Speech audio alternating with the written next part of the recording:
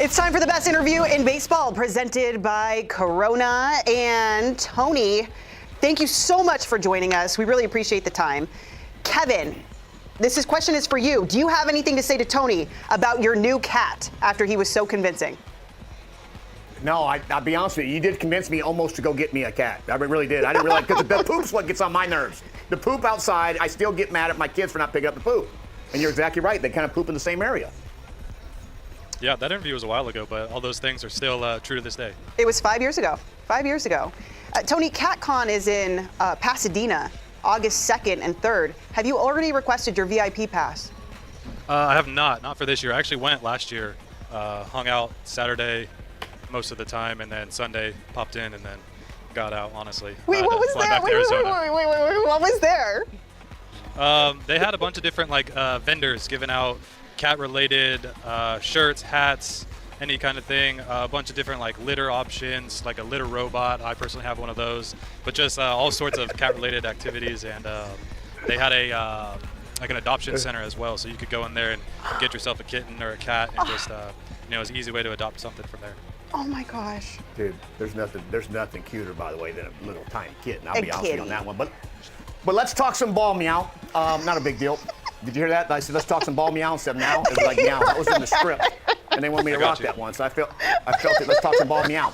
So since August of 2023, right? You got 621 days since you towed that rubber. Talk to me about the emotions of finally being back and healthy. Because injuries, bro, it's part of the sports, but it stinks. But when you're feeling good, talk to me. Yeah. I didn't really know how I was going to feel. I didn't feel too nervous, too overly excited or anything like that the day before. Even leading up to the game, I didn't really feel much in terms of feeling too nervous, feeling excited. But once I stepped into the bullpen to do my pre-throwing kind of weighted balls or whatever, that's when it kind of started to hit me. And then when I walked out there to actually throw my first baseball in the outfield, it kind of hit me. I got a little nervous. I definitely felt the emotions just kind of teetering right there. Yeah, dude, that's awesome, man. Congrats about getting healthy and all that stuff, and it's good to have you out there.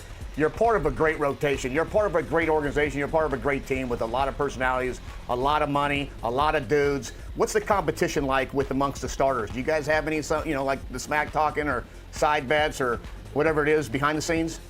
Not that I've seen so far. I haven't been here long enough to experience any of those side bets or the competition. I think it's always just a little bit of that friendly competition, us pushing for each other to do well and ultimately win every day. Your teammate, Kike Hernandez, came in for relief. He had quite the outing in his pitching debut at Dodger Stadium. What notes did you have for him after that magical outing? Yeah, the crossbody, changing the angle up on the hitters, that's tough to hit. We see some guys do that naturally, and for him to go out of his way to change that angle, it's pretty exciting to see. To go out there and save some bullets for our bullpen guys, it's always nice to see. My favorite was the little, and Kevin liked it too, the little shimmy. Oh, the shimmy and then hit the head with the spit.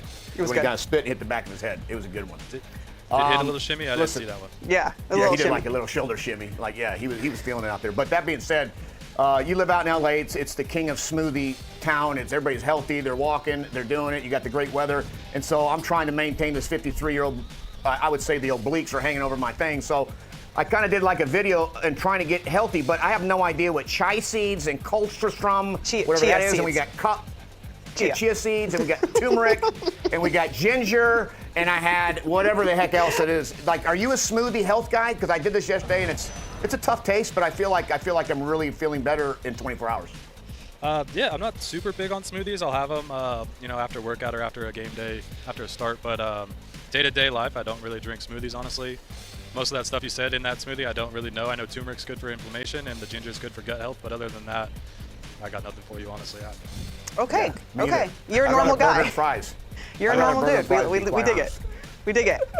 Now, you and your teammates, you volunteered at the Jack in the Box. So, talking about food, what is your cheat meal? What's your go-to order, and where's it from?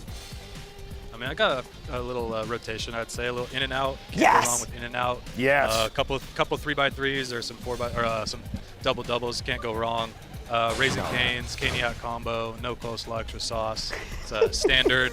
And then a little Panda Express. Orange chicken. Oh, you're going old school. Orange chicken. Yeah, they're still Double surviving. orange chicken, yep. Yeah. It's funny, dude, the coleslaw. My kids nonstop no coleslaw. I'm not sure if anybody orders coleslaw. They need to take that off the menu and just throw in extra bread and extra fries, because no one gets coleslaw with the Raising Some people Cane's. swear by it. Some people love coleslaw. Can't be me. I don't not like coleslaw. I don't not like just that with coleslaw. that It just milk. depends. If it's the Give me a vinegary, sweet tea. if it's the vinegary coleslaw, no. It's got to be a creamy coleslaw with a little bit of sweetness. Just hear me out. Just hear me. Go ahead, Kevin. Sorry. I'm hearing you out. All right, T, I'm a hair connoisseur. I was a facial hair connoisseur. I changed up all the time. You've taken off the beautiful locks since 2020, and now you've went straight, no guard, which I'm all in on. Talk to me about this transformation and why. Yeah, I just think it was time. Hair was receding quite a bit. Got a lot of flack from Mickey Rowe telling me my hair is dead and it's not going to grow back ever again, and all this other stuff. So I let him get the first stripe, just took it out right down the middle. Stop it. It looked pretty silly, and then Banda cleaned it up, and then I got a little help from Tanner Scott on a device to use to get the nice clean shave in between or before starts. You let the boys do it? Of course, I was going to do it myself. Let the boys have their fun. Oh my gosh. You always let the boys do it. That's a part of boys club. He's a G. He's a G. That's okay. So, Yep. Tony, I do a deep dive on everyone's social media. I noticed that you followed NASA and Hot Topics. So I have a hypothetical question for you. I don't know if you heard about the whole SpaceX flight, right? Where they sent a bunch of celebrities into space. Sure. Would you I've rather? not heard about that, but okay. Yeah. Okay. Would you rather travel to space for 11 minutes with Katy Perry or have an 11-minute shopping spree at Hot Topic? The Hot Topic they do have some good graphic tees. I could get behind some of those graphic tees, but does Katy Perry have to be in the plane? Is that a part of this? Is that a part of it? Yeah. Well, so Katy Perry went into space with like Gayle King. So I mean, Yep. you could pick Gayle too. I mean, I've always wanted to go into space, but I want to do like full-on space travel. 11 minutes isn't going to cut it for me. It's just going to make me want to go further. So I'll just take the shopping spree, give me some graphic tees and something, and then figure out a space trip next time. Okay. Yeah. Fair enough. It's gotta have a golf course for me to go, so I'm not going unless they're going to put golf up there in space. Well, you hit the already ball said a long you already way. said that you're down to play a game, Tony. So we'd like to play Yep. a game based off your nickname Goose. Goose was obviously the ultimate wingman in Top Gun. So we have a few fun Yep. questions to ask you based off of we that. do. Are you ready? Let's do it. We're ready. Which teammate would be the best wingman on a night out in LA? Best wingman. Go Ben Kasparius. Okay. Okay, I like that. Which teammate do you trust to be your cat sitter? Evan Phillips. So, great pick. Really? You know what? I would trust him with a newborn baby if I had one. Yep.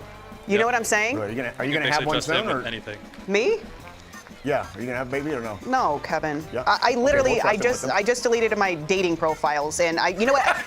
Looking back on that, Tony, if I do make another one, it's gonna say like your cat. The best things about the cat. It's gonna say you don't have to wash me. I wash myself. Which teammate would you want to help in an escape room? Escape room? Mm-hmm. Oh man, I actually did a lot of these during rehab. Really? Oh yeah, probably upwards of 15 to 20 during my rehab in Arizona. But I didn't have a lot of teammates go. We had our rehab crew going, like the staff. Can I choose a staff member? Yeah. We have our minor league director, or like a minor league PT, Joe. I'll pick him. I don't know how to say his last name. All It's right. too difficult. Okay. I like it. I like it. Which teammate wouldn't you want to be stranded with in the woods? Would not want to be stranded with? Would not. The guy that, might not want his hands dirty out there. Barnesy. I think me and Barnesy.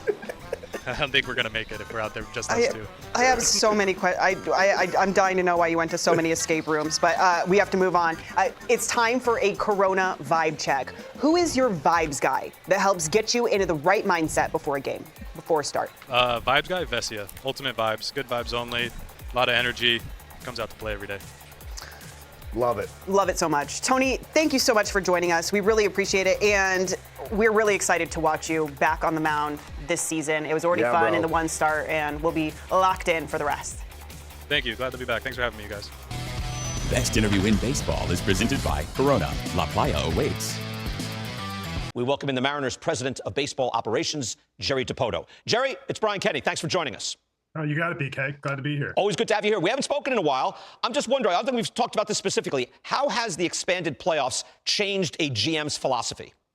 Well, I think you have to play, and this is league-wide, 30 teams. You go into a season, everybody's got a chance, and you see it early in the season, especially with some teams that are rising, young teams that are playing really well, veteran teams that are maybe performing a little better than expected, and it changes your mentality when you know that there's that one extra slot. So now, it changes the equation for your club where you've been. You've had success the last few years, 88 wins, 91 wins, just one playoff appearance though. So you're in first place. Here you are year by year, 85, 88, 90, 90.